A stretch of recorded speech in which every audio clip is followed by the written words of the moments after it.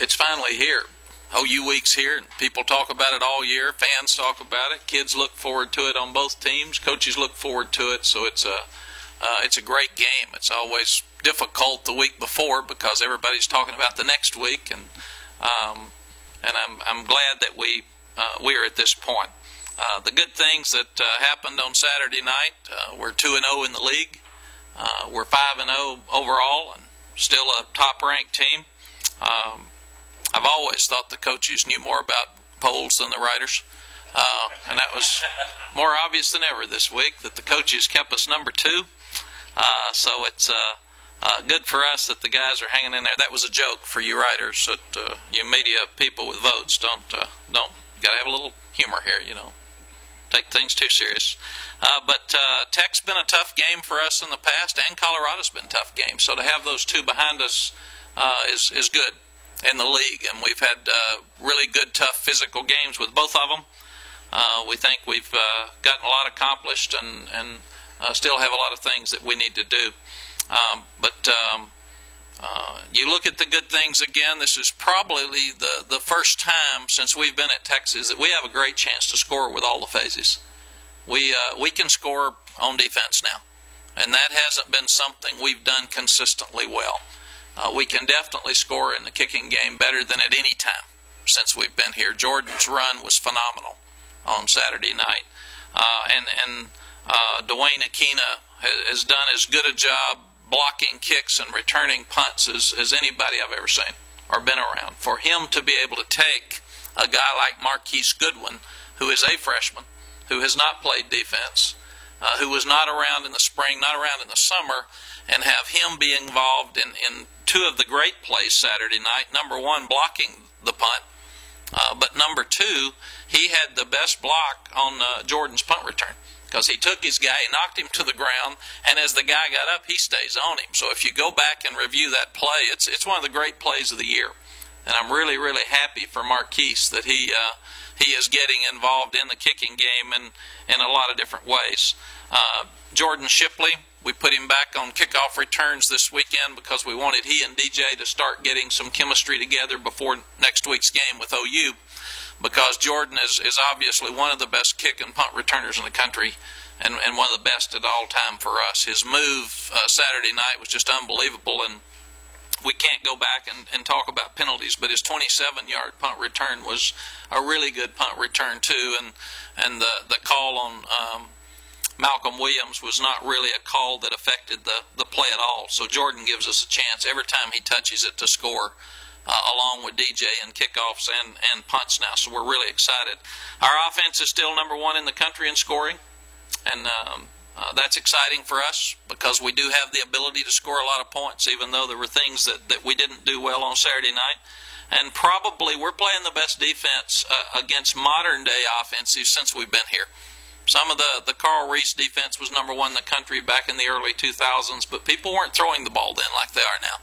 So it's harder to keep people down. So I'm really, really proud of our defense and the way they continue to improve. Colt McCoy hit 82% Saturday night. I think some of us have gone cold to him because he's so good that we just take things for granted. 82%. What a wonderful performance and a Heisman-like performance, without a doubt. And especially when you didn't have a running game to help. So he and Jordan Shipley had one of the best performances Saturday night I've ever seen. And kept us hanging in there offensively. If you go back and look at the first half offensively, we had the ball 41 plays, we just weren't scoring points. And that's what we've got to continue to do. So we moved the ball. We had 214 yards total offense. The second half, we didn't move it the first 2 times we had it, but the defense and the special teams took over so much with a block punt, an interception for a touchdown, and a punt return for a touchdown that the first offense only had 21 plays the second half. So it was really, really good that our defense and special teams scored, but you lose offensive snaps for sure. When you start looking at stopping the run, I'm still not sure that we've been tested. We'll be tested for the first time on Saturday night because OU's got 2 great backs. But we did a good job on Saturday night against the best running attack we've seen so far. And as bad as we were running the ball, they got less yards than we did. So I'm sure they're not very happy with their running game when they got home either. So credit both defenses Saturday night for standing up. You start looking at another concern. We're not starting the games well. We're not consistently starting the games well. And that's either side of the ball. We wanted to stop Colorado. That's why we defer. We want to get the ball back, have good field position, and take it down and score. Well, Colorado runs right down the field and scores to start the game and gets them excited because they're a young team that hadn't had a lot of good happen to them, and so we excited them. Then we get the ball and take it back down and kick a field goal, and then all of a sudden we're back and forth moving the ball, but field position was horrible. When we lost the blocked field goal, killed us. Not only because you lose the points, but it has our offense the rest of the half starting inside our 15-yard line. So the field position was horrible the first half as well, and part of that's kicking game. It's been a long time since we've had a field goal blocked around here. Colt played great, as I said. Jordan's just having an unbelievable year. The move that he made for the deep touchdown right before the half, if you haven't watched that move, pull it back up and watch it now. It is a big-time move. Young man nearly falls down, and it's with a minute left in the half, so there's not that much time left. They're playing back, and he still gets that wide open deep, and he just made some phenomenal catches. Greg Smith had by far his best game at tight end. He only played 18 plays, but all 18 were productive, and he's getting better. Adam Ulatowski probably had his best game. It's funny, we had good pass protection, but when you don't run the ball well, everybody jumps on all the offensive linemen. Well, we didn't play well in the offensive line, but Adam did. So we need to give a guy credit who stepped up and played maybe his best game, and we're proud of him. On defense, Sergio played well, McElroy, the secondary, Sam Acho, just about everybody played well. The three guys that dominated the game were the three defensive tackles inside. Ben Alexander, Lamar Houston, Keyston Randall played as good as a group as I've ever seen them play. And that was really, really exciting for us because we knew that they would try to run the ball up the middle and keep it away from us. We are +3 in turnover ratio, but we've had Colts had 6 interceptions, 4 are tipped balls. So he hasn't been as fortunate there. We are taking pretty good care of the ball with ball security. We're intercepting more passes, but we're still not stripping the ball enough. We did not strip a ball from Colorado on Saturday night, and that's a concern for us that we need to get fixed. We said we're stopping the run, but again, this will be our first true test. Saturday afternoon, if we can walk out of that stadium and say we stopped the run like we did last year, then we can say that we're really good at stopping the run. Right now, I think there's still question marks. I think Saturday afternoon proves it because they'll be as good at running the ball as anybody will play. We need to run the ball better. We were very, very poor with it Saturday night. There's a whole lot of reasons. It doesn't matter.